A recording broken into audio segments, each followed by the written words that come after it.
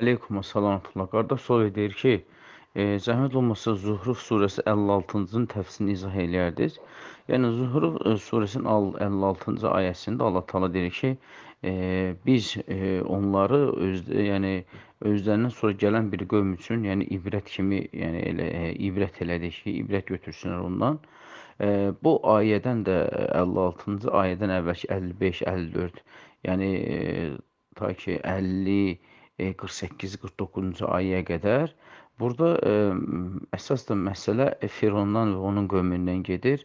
O zaman ki, Firon tuğyan edirdi, insanları özünə ibadətə çağırırdı və sehirbazlar, cadugarlar ona xidmət göstərdi və həmçində onun qövmündən də bu Fironun qövmündən olanlar da Firondan qorxub ona tabeçilik göstərirdi.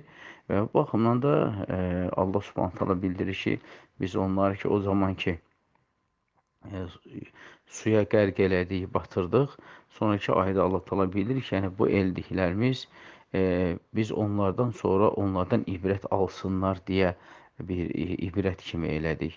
Yəni kimlər ki Allah Subhanahu taalaya qarşı üsyan edərlərsə, tağutluq edərlərsə, insanları özünə ibadətə çağırırlarsa, hamısının aqibəti məhz bu Fironun aqibəti kimi olar.